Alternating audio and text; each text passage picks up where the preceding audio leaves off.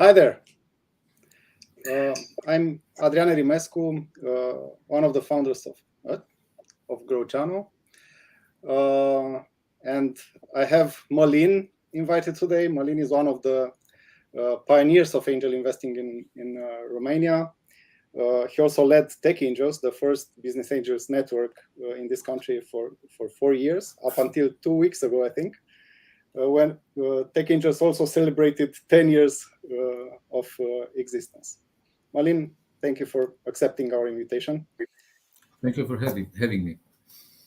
Yeah, I hope we'll have a conversation that is full of ideas and I don't know, truth for all the angels that are watching us, being them, I don't know, first time angels or wannabe angels or experienced ones.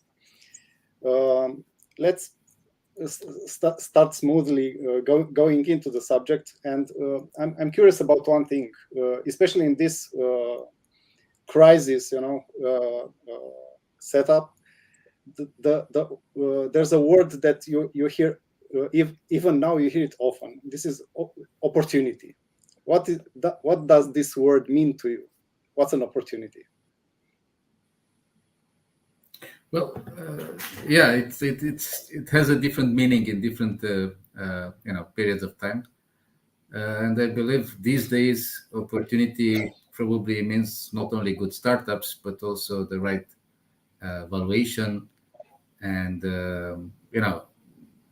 it's like because people are more reluctant to invest these days.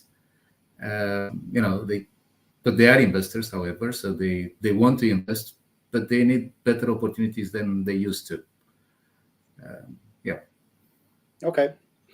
How long have you been involved in angel investing, and why have you chosen this asset class, basically? And also, do you invest in other asset classes? Well, okay. So, how long I started? So, yeah. How long have you been involved? Why did you chose this asset class? Why are you doing this? Right? And when you decided to invest in angel investing, you're also investing in other asset classes, or this was the only one? Well, I started. So my first investment happened in 2013, which was also a very good one with Green Horse Games, that eventually has been sold to miniclip.com. So a very successful investment.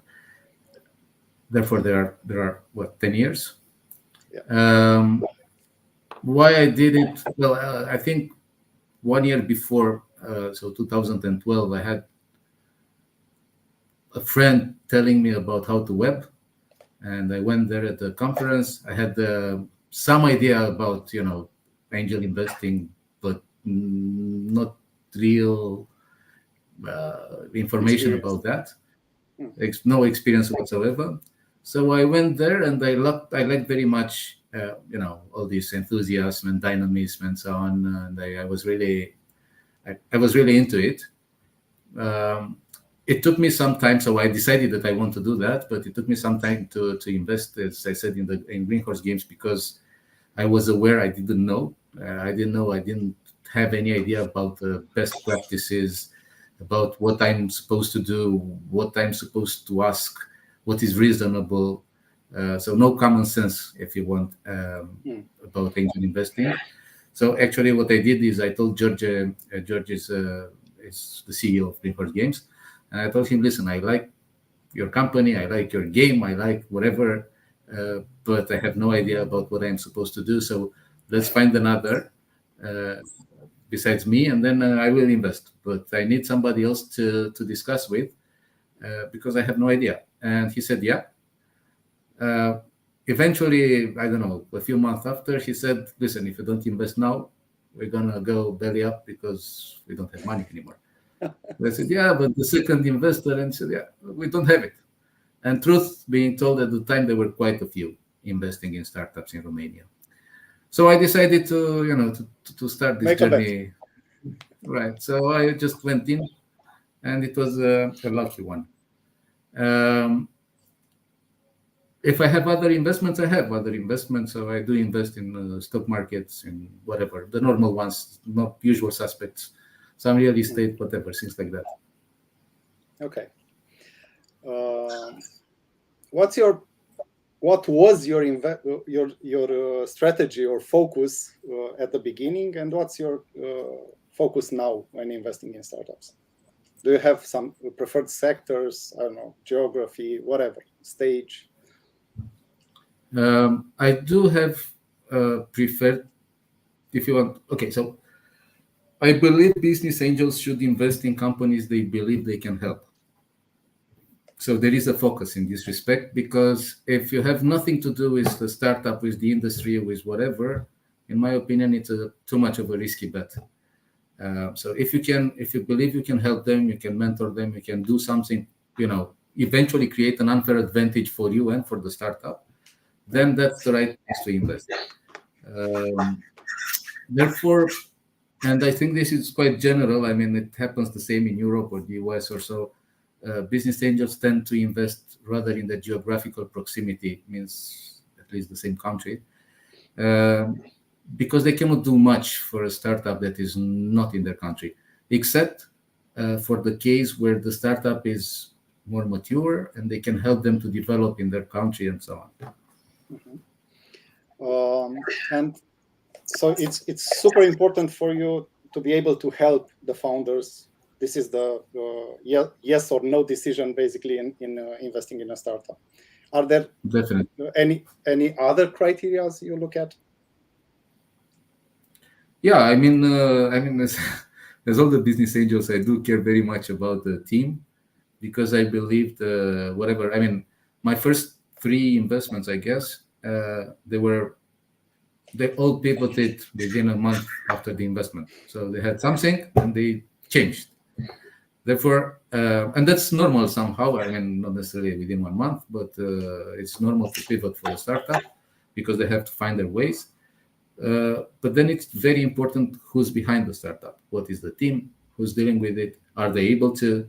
And then once it starts working, it starts growing and so on. It's again very much important, in my opinion, what is their motivation. So are they going to sell when they can sell for 1 million or for 10 or maybe for 100 or 1 billion? I don't know. But it's very much depending on the team. My experience is whenever a founder asks me what do I reckon about a possible exit, I would always say, listen, I would be stupid to tell you to sell if you believe we can do more, as well to say not to sell when you don't believe you can do more. So, but then believing if they can do more or not, it's also, it depends very much on their ambitions, on their motivation and so on. So maybe they say, listen, if I sell for 1 million, I have enough money to take, I don't know, some sabbatical, and that's enough.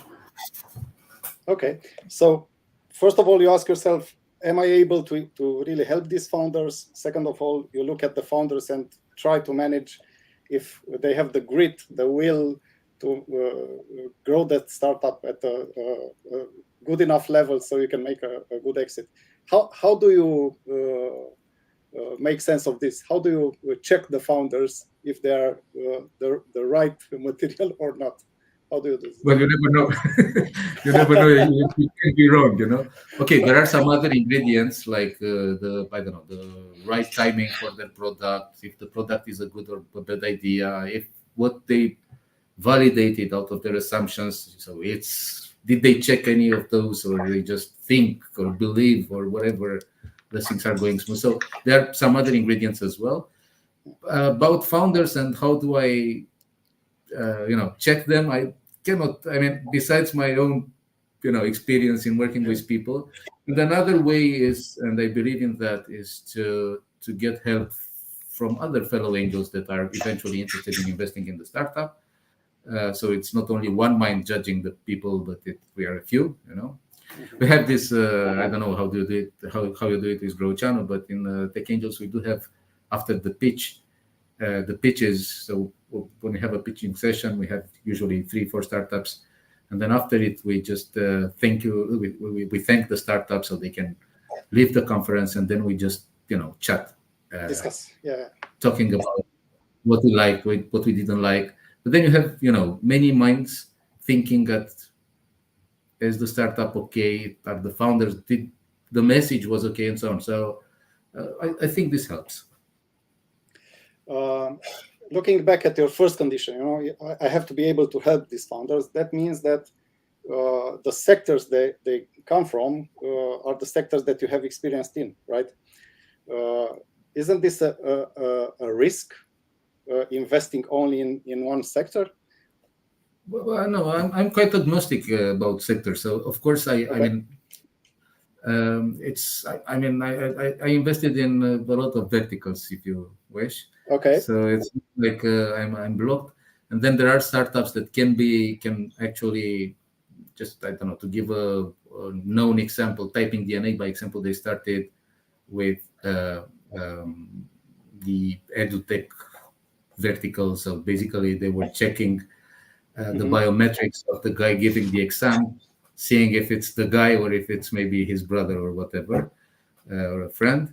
And then they moved towards second factor authentication and stuff like that. So now they're checking that remote workers are the remote workers doing their job and not some guy from the park that just took the laptop. So they do tend to pivot. I'm not necessarily focused on one vertical, but I do need to believe that I can help them.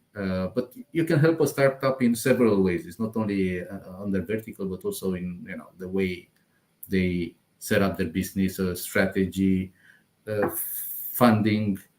I don't know, setting up international offices or whatever, things like that. So it's not necessarily vertical. I mean, there are many things that we usually, as angels, get involved, depending on what we know, and but it's not only business. Yeah, and I assume that as you go in building your startup portfolio, you gain more and more experience about different things that are recurring in each startup, and you're able to connect the dots faster than that they could do it alone. That's also true, but on the other hand, that's one of the benefits of the angel groups. That okay, you don't know from the beginning, and of course, nobody's was born, knowledgeable about angel investment. But the advantage of being in a group and having who to ask and things like that are, I think it's important. For me, it would have been nice to have such a solution when I started 10 years ago. Yeah. Or you say when you started as a founder? When I started as a founder too, but it's angel, yeah.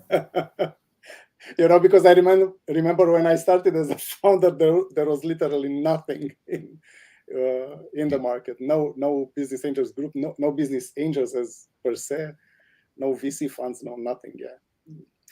Definitely. Started in 2000, so yeah. Yeah, me too. Yeah.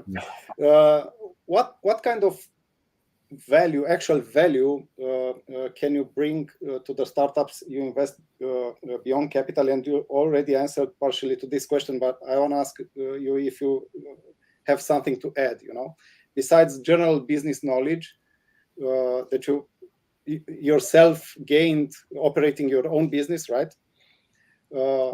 Besides that, what kind of help can you provide for the startups?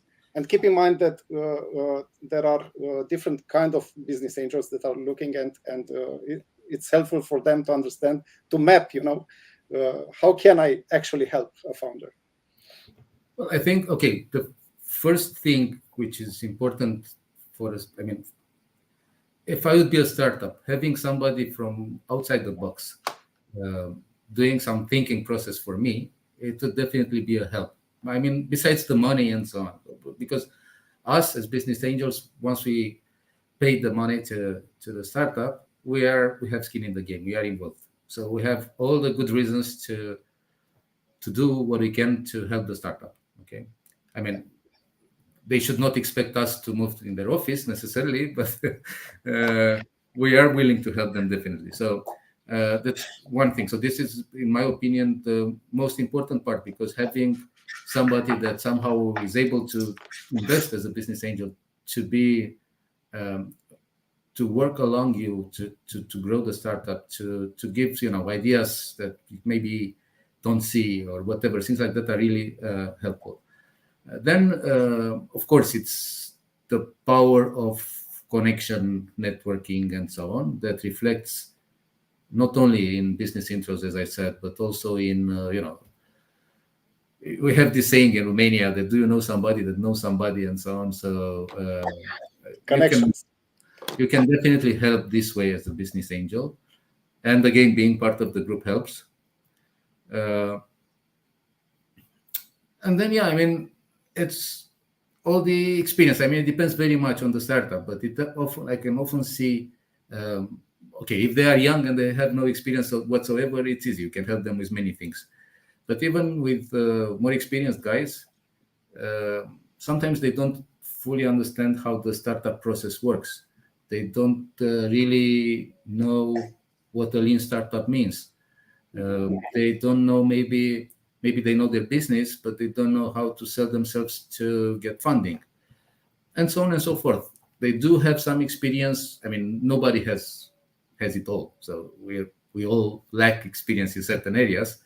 It's also a good process for me as a business angels to learn and I mean, I had no idea about gaming industry besides playing myself until I invested in a game.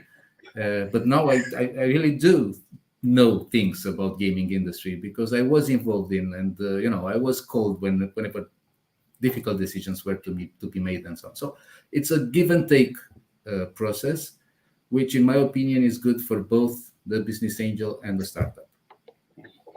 Yeah, they are both learning out of this experience. How do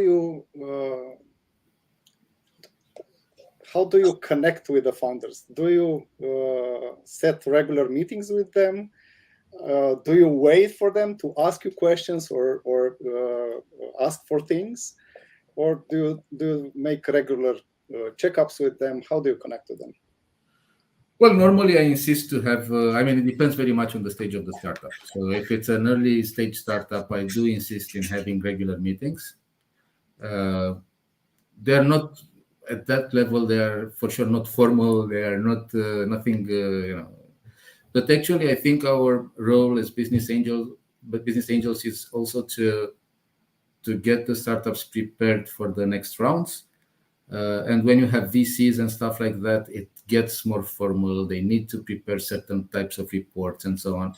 And it's a good practice to learn when it's not too much pressure. So, it's like having kids and maybe encouraging them to participate at some competition, not because there is something important with the competition, but they get used to it and it's becoming easier. And when you have a serious exam, then you're not so tensed and you can do it better and so on and so forth. So somehow it's a similar process. So we are trying to replicate in a much more informal manner what's happening with a startup at a later stage. And meanwhile, it's also a process where we build trust. It's not only normally if we are many, because most of the times I do invest in syndicates, so I do get some other people around me, or they get me around them. And normally what we do, we have one guy that is the interface between the startup and the other angels. And then that guy needs to convey certain messages to the startup from the investors, and the other way around, take requests or whatever from the startup and give it to the investor.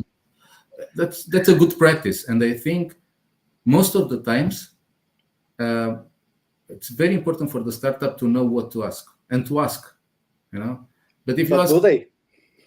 Yes, but it's an educational process. So it's if you say, give me your ask, and they say, yeah, help me doing more business. Well, no, this will not happen this way.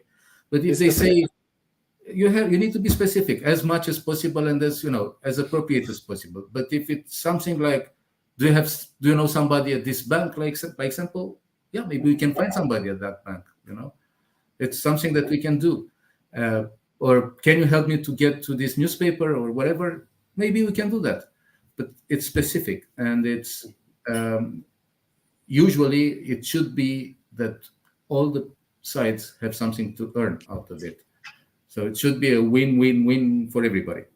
It's not like, of course, I'm not taking anything if I do an intro, okay? But I should not lose face because I do that intro. So I want to do an intro saying, please help this guy. Wow, we have this. I feel like... So it's not okay to say, please help this guy, he's a friend of mine, or I invested in him, and so on. It should be something to win for both sides. And yeah. Yeah, cool. Can you share some success stories from your portfolio? Like guys that you managed to connect well, they are growing well, your advice mattered, and so on. Yeah, we had a story. Okay, besides the obvious, the largest exit I had with Green Horse Games, which they started the first investment. The first one, yes. Well, see, sometimes it takes more than expected in terms of years to get to an exit. But besides them that they started, there were two guys, and now they're a good, serious, solid company. I had this another startup, and they were trying to the story is they were trying to get in Hungary to sell, right? Mm-hmm. So they hired this guy that was quite okay, and it was not great, but it was good. And then one board meeting, he comes and says, listen, our main competitor just found a way to use something that was actually very classical, but it was not used in the IT area, and we are screwed. So they just overtook us, and they were using press in a classical way, let's say. Okay. And he was really depressed, like it's not working well. So we had a beer after. And I said, listen, maybe sometimes you don't have to reinvent the wheel for everything. Let's try we can connect you with the press here in Romania. He says, yeah, what can you do, And we were three angels at the time with the startup. So I just sent a message to the others and say, can you help this guy? He needs some connections to the press. And by the time we finished the beer, we had him introduced to almost all the important ones. And it was a very good story because he made some money out of it, and the press made some money out of it, and they were all very happy. And when eventually the startup decided not to use this system anymore, everybody was a bit upset because it was working well, not well enough maybe, but well. So yeah. So this sort of things where you actually help the guys, the press in this case, and the startup, I think it's an added value for us as individuals as well, because we do give added value to both. Great. Have you had any investments that didn't perform well? And can you extract some lessons, some wisdom out of that fails? I have one that is, I had an exit for, but okay, I don't consider it as an exit, but I got like 10 cents per dollar. So it's definitely loss. And one of the problems was that I couldn't get enough involved. So I couldn't really help them too much. So yeah, that's why now I need to be able to help them otherwise. And then the second problem was they were not Romanian. So there were some rules that I didn't know. So yeah, and eventually it stopped working. It's not, I didn't lose everything, but I lost quite a lot, 90%. 90% is not zero. Yeah, but you don't want that. Yeah. So that's the only one that I've written off. so far. There is another one that is not doing too well, but there are still hopes. So I won't. So out of how many investments do you have now in your portfolio? 15 now, yeah. Out of 15, the first investment was a huge exit success. And there's only one startup that failed, but even that one, you still got some money back, right? Like 10% of the investment. I think this is an amazing portfolio performance. Amazing. We are lucky in this respect in Romania because Romania is underfinanced. There are not enough money. Yeah. And usually startups that make it to, they're quite okay. Not so many opportunistic startups, not so many people starting companies just because they heard there are money around. It's when they do it is because they believe in it and they want to do it, and they're really into it and so on, which helps to have a better structured portfolio in this respect. But looking at the time frame, your first investment was 10 years ago.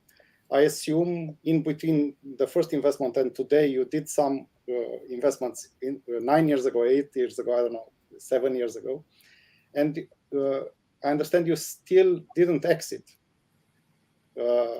from those ones, right?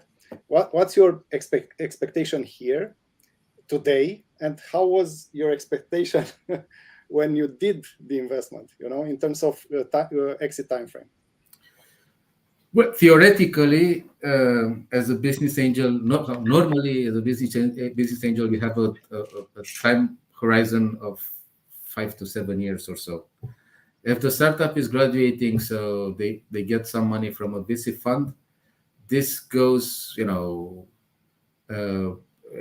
more, let's say, serious because the fund will eventually disappear after a number of years, right? Mm. So they need to find an exit. And then if they find an exit, normally it's an exit for you too. So even if it doesn't go very well, you still, they need to find an exit, and they somehow help you getting an exit. If it goes very well, like Green Horse Game did, right? They were just exiting because it went well.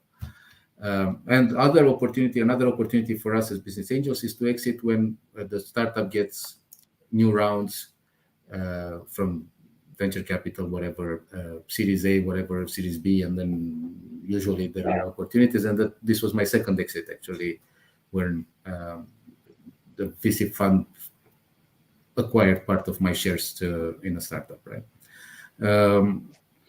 Coming back to your question, I'm an entrepreneur, as you are, so we tend to be too optimistic sometimes, I believe. I didn't.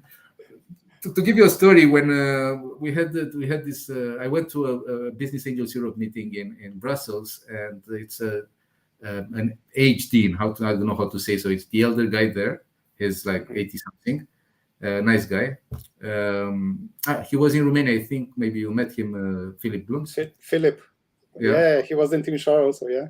Right. And he said, he was like, listen, I'm 80 something, whatever. I didn't exit all my startups. So you can say I'm still active as a major investor. And he's been doing this for 30 years or something like that. Whatever, yeah. Yeah. It's of course you want to exit, and to exit as in the best scenario possible. By the way, there are discussions now with EU and this regional whatever decisions, because they believe business angels are an important part of the startup ecosystem and so on. And one way that could support us would be to help us getting an exit earlier, yeah. Especially if we are talking about a time of crisis or so, because then by having an exit, you can reinvest the money, and you actually act as an engine, as something that can help the economy to grow. So I didn't expect necessarily to, even for Green Horse Games, to wait for I don't know. It happened I think 2 years ago or something. The exit. I didn't expect to wait 8 this years. much. Yeah, I think 8 years. I'm not sure. For 2000, yeah, I don't know. But I mean, if it happens and if it happens properly, then you don't mind. It's okay. Okay. Did you do any due diligence process for each investment besides the feeling and I don't know, the personal checkups with the founders, looking at the team? Any, I don't know, legal, financial, whatever due diligence process? Always, and for all of them. So okay, sometimes I didn't do the due diligence process myself, so I didn't pay for it because I'm not a specialist in, I don't know, legal matters or financial matters or whatever. So we hired somebody to do it for us. Sometimes we didn't do it ourselves, us as business angels. Sometimes we went with the due diligence process done by a VC fund, by example, if we co-invested together. But in my opinion, it's very important to have a due diligence process, not only for us to believe that we invest in what we are supposed to invest, but it's also good help for the startup, because most of the times they don't know they need this and that, and they have a problem that, I don't know, their intellectual property is not secure enough, or they have a problem that they have some skeletons in the closet or whatever. So, and it's better to solve this kind of problems before investing. And I am a strong believer in a proper due diligence process, by the way, including the technical part. It also happened to me that I wanted to invest in a startup.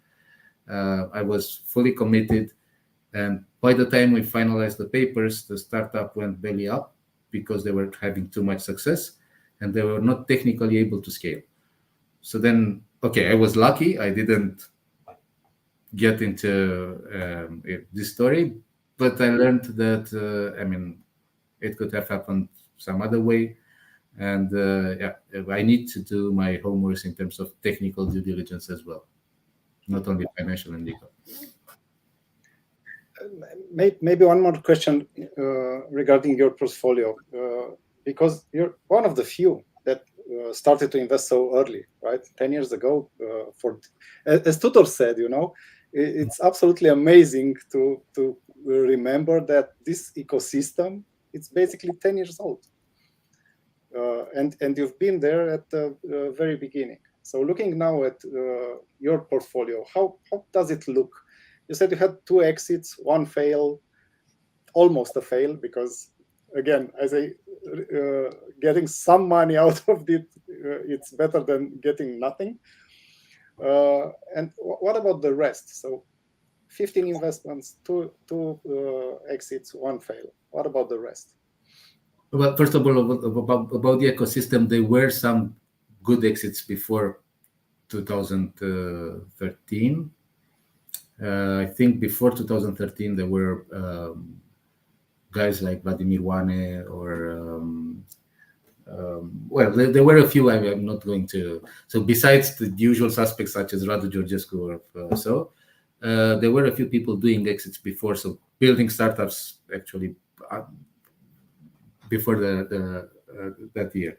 About my portfolio, in general, it's okay. So besides the dead one, or almost dead one, the one with 1%, that I actually is not closed yet because I didn't get the money yet, so it's still under discussion somehow. So okay, and the other one that is not really doing well, I believe most of them are doing well. Most of them were invested by venture capital after me, so they graduated, if you wish. Mm-hmm. There were some other people, or more professional people than I am, that vetted for the startups. So I think it's okay. Great. In the VC world, they have this J curve that says when you start building a portfolio, the first startups, the first exit that you're gonna see is the startup that basically fails. So your portfolio value will decrease, and then after some years, you'll get to your portfolio will value the same amount you invested, and only at the end of the fund life, you'll get the growth that will show your performance basically in the end. Is this applicable also for angel investing, or do you think it's not? Well, I think in general, investment strategy is different.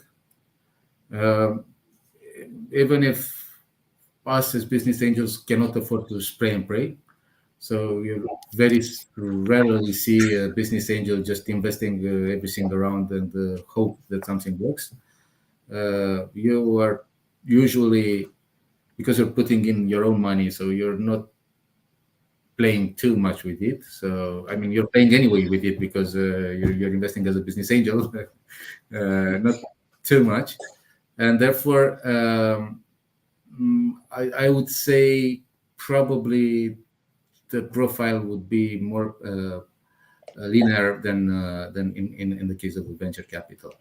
You will have a line more often than yes, because on the other hand, as you do this work, as you get involved, as you start knowing startups and the VCs and the I don't know possible exits and so on, you can get better results. So you become more professional in what you're doing. So probably it can be some sort of it shouldn't go down necessarily, but it can go down if you just I don't know get too enthusiastic about some lousy startups. I don't know because some charming founders eventually, or you have not enough experience to properly judge. So it may be that it goes like a J curve, but normally you're more you pay more attention to what you're investing than a fund that is. I mean, at that turn, funds do not want to throw away money to waste money, even though they are not all of them their money. They do want to have a good performance, but for them it's acceptable and much easier to lose money than it's for us. I mean, for us too, it's acceptable, but it's more painful. So basically, when you invest as an angel, you choose having this idea of every startup should perform better, should perform good, not only the portfolio, right? Because do you look for a portfolio performance, or the mindset is each startup I invest in has to work? Well, I mean, I'm sure it. I mean, it would be nice to have all of them working, but that's not possible. Okay. However, when I invest in a startup, I do need to believe they can be champions. They can do really good. If not, I'm not investing. So I'm not investing just to have some other portfolio startup. Never. Because nobody is checking me on that except for my wife eventually. But she will say, listen, you don't have any edutech startup or whatever. So no, I'm not investing. I'm for a portfolio. I'm investing in startups where I believe in them and where I believe I can help them and so on, and where I believe they can have a good exit. Mm-hmm. Do you have any KPI that you look at when you say I invest in a startup where I believe I can have a good exit? I don't know, a market bigger than X, they can reach revenue bigger than Y, whatever. Do you have any KPIs that you look at? There is the standard one. So, statistically, we know that 9 out of 10 startups just go bankrupt within I don't know how many years. Therefore, we should not invest in a startup if we don't believe we can make the 10 times the money, right? So the money invested. So that's something that is common sense. So I wouldn't even consider a startup that is not offering this sort of possible exit.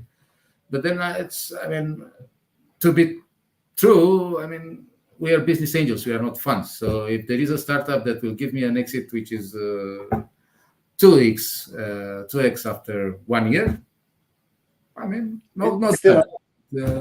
So yeah. We have one question here. We have multiple questions, but there's one about the your return expectation out of your current portfolio. So there you go. What's your X return expectation for your current portfolio from that, Daniel? I do have an evaluation of my portfolio, let's say. It's also because it's maybe it sounds strange, but that's the truth. So if I die, my wife doesn't know all the startups, so I keep a Google Drive file. So just in case she knows whom to contact, who to discuss with, and so on. And there I have all the investments and my current estimate of the value of the startup. But there are actually, for startups, it's you never know until you do sell it or do have an exit. So, I mean, maybe there is a fund investing in 10 times the initial value or whatever, but you don't know if this is the value. It's a market validated value. So it should be that value, but until you sell it, I mean, it can still go bankrupt. You can still make 10 cents per dollar and so on. I don't know exactly. So you do something like when they raise a new round, if you have a new VC that is entering at a new valuation, you adjust your share value at that valuation, so you can calculate a book value for your portfolio, right? Sort of, yes. By the way, I give you so for me it was a good thing to have a very clear situation of the investments, not only which startups, but when and how much and how many shares did I get and so on, because then you have to pay taxes, and believe me, that can be a headache. I mean, just imagine you bought you got shares in a startup 4 times. In different ways. Sometimes you maybe had an equity deal, another time a convertible loan and whatever and so on. And then suddenly you get an exit, but maybe you get only part of what you invested. So then, but you made some profits. So you need to declare it with your unique declaration. And it can be complicated. So unless you have a very good structure, you have to go through all the emails, and that's not nice. So I think it's important to keep that for tax reasons, or at least for me it is. And then, yes, I think it's also important. So for me, it's once I need to have somebody able to see what's in there.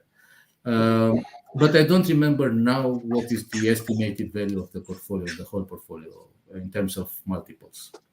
What's your expectation? How do you define success here? When looking at your portfolio, I don't know. I don't know when, like a VC fund has a life of 10 years, usually 10, 11 years, something like that. You basically are at the end period, right? If you were a VC fund, you would be closing the fund soon, right? Listen, luckily I'm not. And I had this discussion with a few friends of mine that wanted to raise a fund, and I told them, listen, it's much better to manage your own money than to manage some other people's money. It's you do it differently. But I understand the question. I mean, there is, from my point of view, I do expect my startup investments to yield better results than, I don't know, the normal stock market indexes. Okay, so I think it makes sense, but given the risk, it's not like I would be upset if it doesn't happen. And again, it's your money. I mean, you play the way you want. It's like okay, if you go and play poker and you just lose all the money, it's not. That's it. If you can afford to lose it, you lose it. That's it. Or if you can make money out of it. Yeah, but I don't think people like losing money. Nobody likes usually, at least. But truth being told, for angel investment, it makes sense to just put a cross on that money and say, okay, we'll see if something happens. So the message behind your words is, when you do angel investing, invest the money that in the end you're able to lose. Don't invest money you rely on.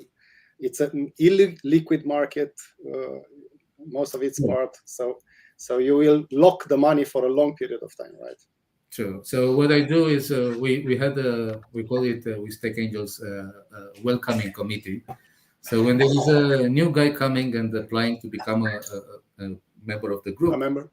and if he doesn't know anybody, we need to talk with him to have some sort of an interview. But then it's a bi-directional because he can find out about angel investment and we can find out about him or he or she, whether they fit or not. And I always have this phrase, a disclaimer if you want, saying, listen, you should not invest in startups money that could affect your lifestyle or your family lifestyle. So it's not only we never like to look to it's we want to win always, but it's not possible. But in case you don't win, this should not affect your lifestyle or your family lifestyle. So I think it's important because it's not like you shouldn't sell your house to invest in startups. So I agree. In Grochan, we have this rule of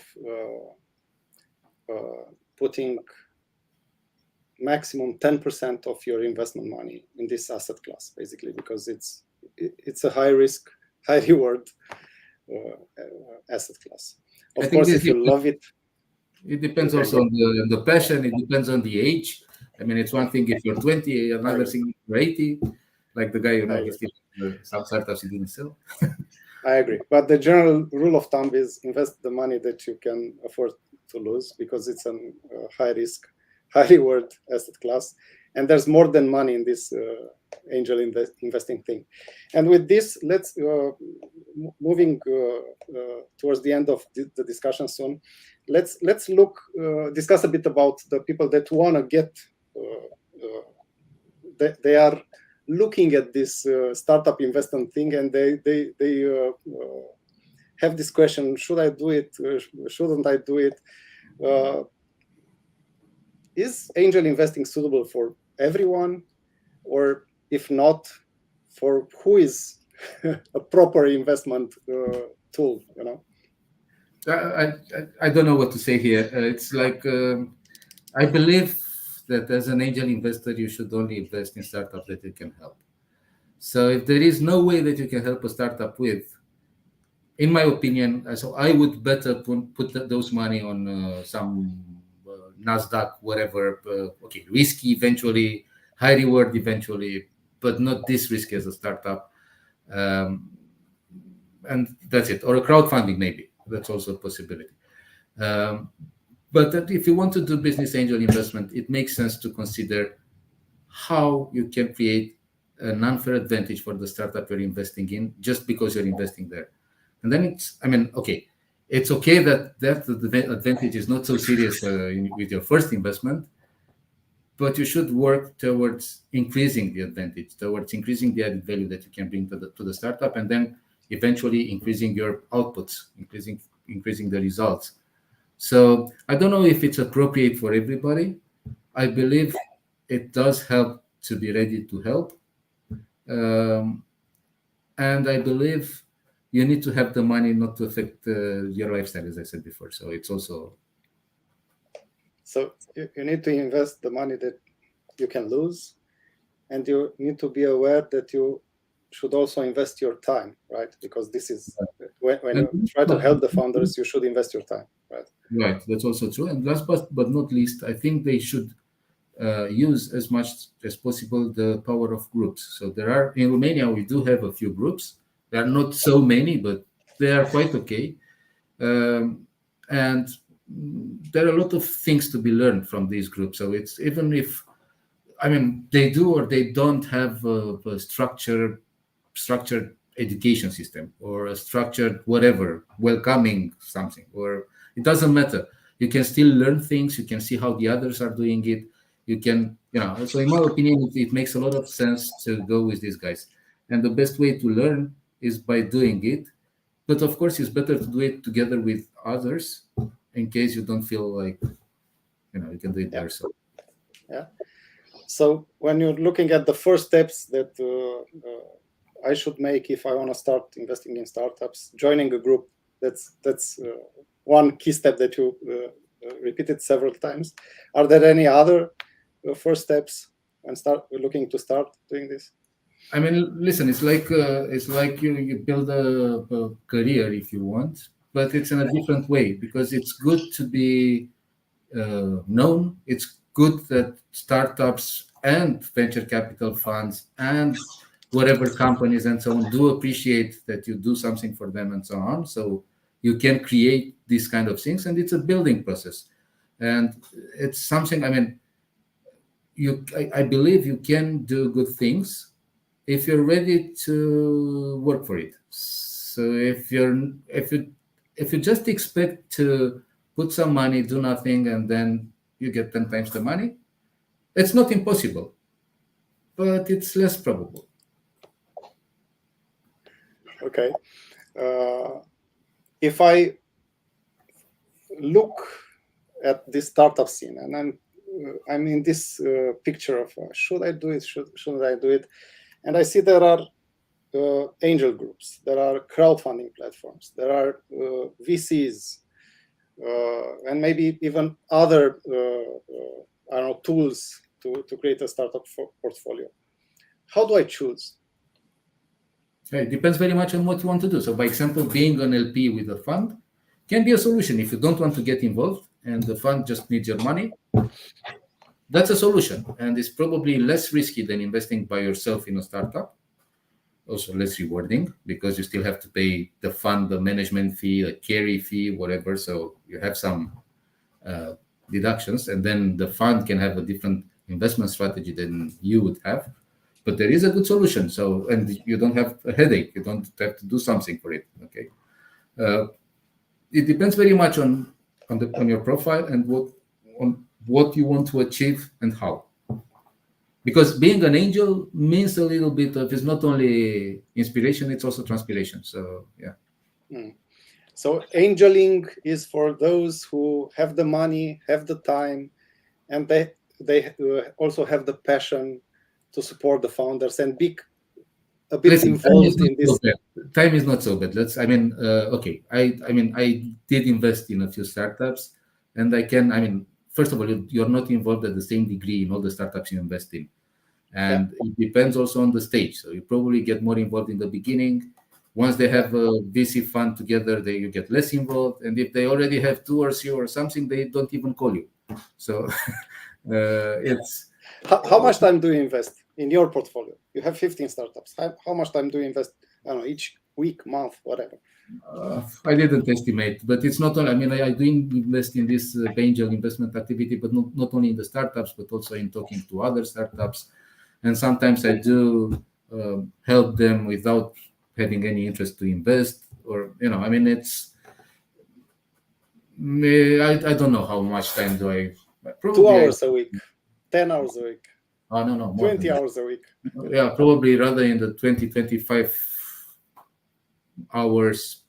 But it's also, besides investing myself, I also had, and I still have a role with Tech Angels, and I also got involved with Business Angels Europe. So it's like all of these are angel-related activities.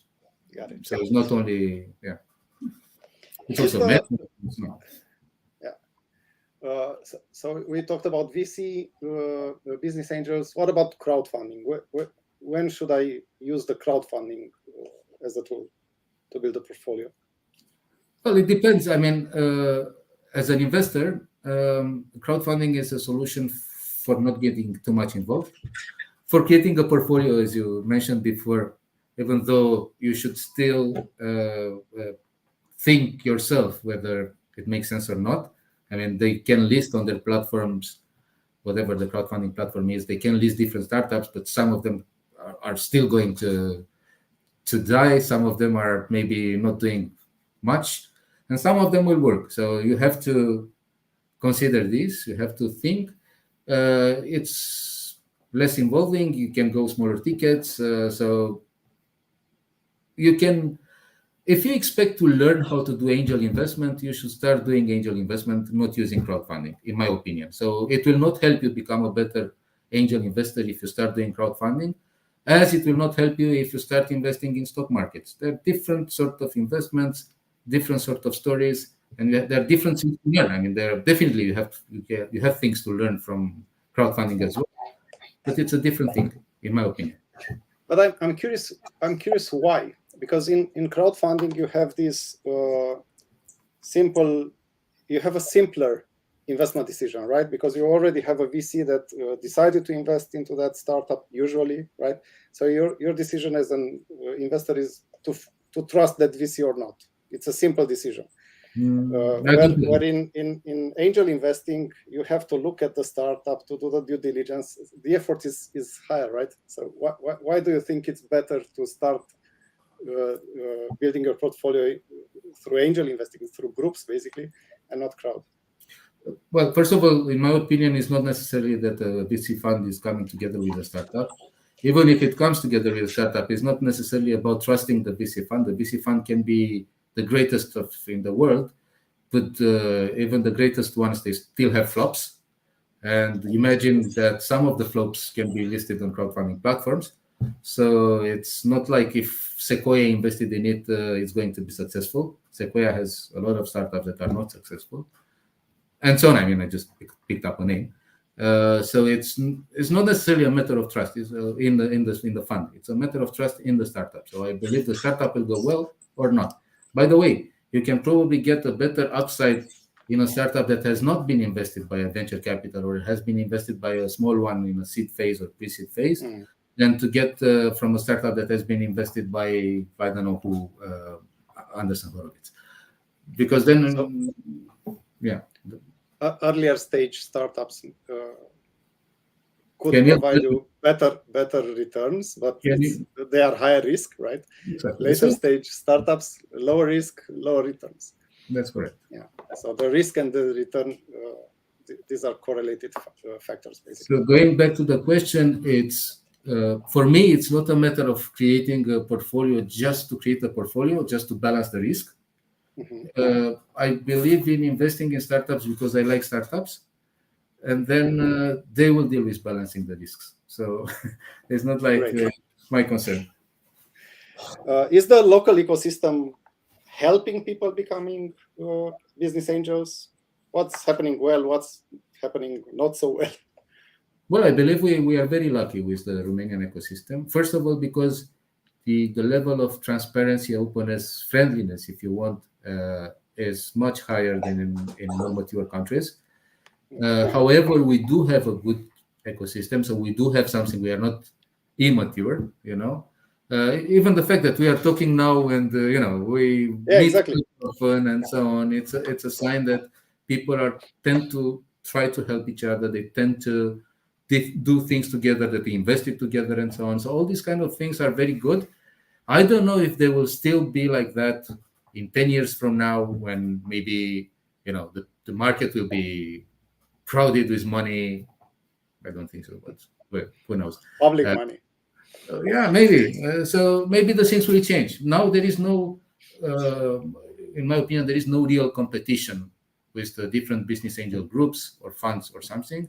And because there are not enough money, we tend rather to work together and to try to find solutions to syndicate and so that to help the startups, rather than compete for a certain startup or for whatever, which is good for the investors, is not eventually so good for the startups. But still, from our point of view, it's also a strong filter that we get good startups. So it's also another advantage as being, for being an investor. Cool. I think we still have a few questions here. When are you opening a Web3 venture fund? Well, from Mihai.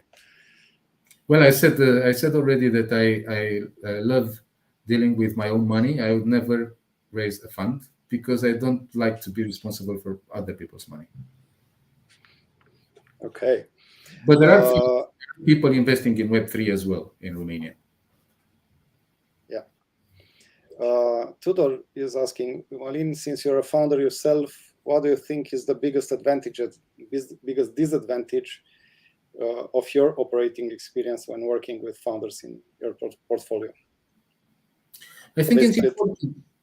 So the entrepreneurial mindset is important, because sometimes entrepreneurs can be different than other people, and you tend to better understand this when you've been through the process as well. It's not mandatory. So I think, if you keep an open mind, you can deal with it. I mean, even if you're not an entrepreneur before, but I believe it helps.